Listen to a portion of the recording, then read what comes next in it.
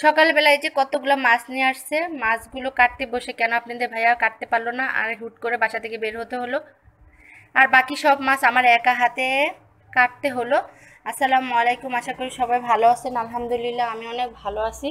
তো এই যে সকালবেলা আমাদের নাস্তা থাকে, সবাই নাস্তা করে ফেলছি। আর এদিকে আপনাদের ভাইয়া বলতেছে আমার মানে নাস্তা খেয়ে পেট ভরেনি, আমারকে একটু কিছু একটা করে দাও।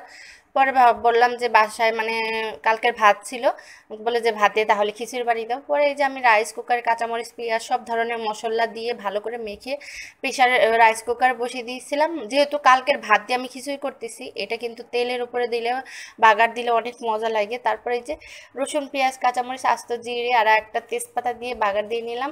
এই খিচুড়ি যে মানে কড়াই ভর্তি রান্না করলাম, সবগুলো আপনাদের ভাইয়া খাবে, কেন ওনার খুব পছন্দ এই খিচুড়িটা। নামানোর আগে একটু ভাজা জিরে করে দিয়ে নিয়েছি। আর খেয়ে যে বাজারে চলে গিয়েছিল, বাজার থেকে দেখেন 11 কেজি মাছ নিয়ে আসছে, মানে এতগুলা মাছ। আর আমি একে কি কাটতে পারবো, আমার দেখেই তো ভয় করতেছিল। আর এই মাছগুলো ক্যামেরাতে ছোট দেখা যাচ্ছিল, এই দুইটা মাছ কিন্তু অনেক বড়। এই দুইটাই হয়তো 6 কেজির মতো ছিল। পরে এই যে আমি ভাবলাম যে আমি কি করে কাটবো, বলে যে তুমি টেনশন করো না, আমি কেটে দিচ্ছি। পরে এই যে আপনাদের ভাইয়া কেটে দিচ্ছিল, আর আমি এই যে এদিকে আর্ট ছাড়াচ্ছিলাম যে আমি আর্ট ছাড়িয়ে দিই তাহলে দুজনে মিলে করলে হয়ে যাবে। কিন্তু হুট করে ফোন আসে, উনি না কেটেই চলে যেতে হয় বাসায়, মানে অফিস থেকে ফোন দেয়, তারপরে চলে যায় আপনাদের ভাইয়া।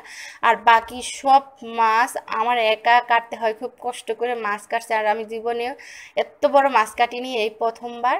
তো এই যে খুব কষ্ট করে মাছ কেটে তারপর ধুয়ে ফ্রিজে রেখে, মানে যেহেতু মাছ সকালবেলা নিয়ে আসছে আর সকালের অনেক কাজ থাকে, সেগুলো সব বাকি আছে, আমার সব করতে হবে।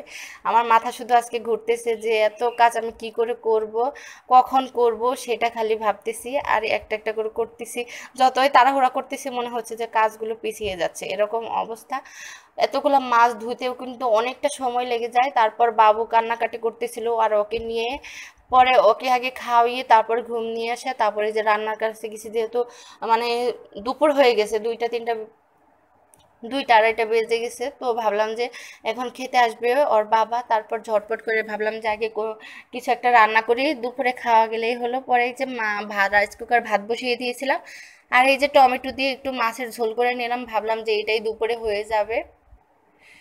এখন আমি কোনো মতে মানে রান্নাটা শেষ করি, তারপর ওর বাবা এই যে দুপুরে খেতে আসছিল, খেয়ে চলে যাচ্ছে, মানে টাকা নিয়ে যাচ্ছে, কিছু কেনাকাটা করতে হবে আমার জন্য। আর বাবু কান্নাকাটি করতেছিল, ওর বাবার সাথে যেতে চাইছিল, কিন্তু আমি যেতে দেইনি, মানে অনেক দূরে যাবে আর বাজার করতে, যে আমার জন্য এগুলো vinegar coconut oil chia seeds এসব করে বুসি তুপ মাঝে সব খাবার খাই আমি, বাদাম বিভিন্ন ধরনের এসব নিয়ে আসছে। ভিডিওর কোনো অংশ যদি ভালো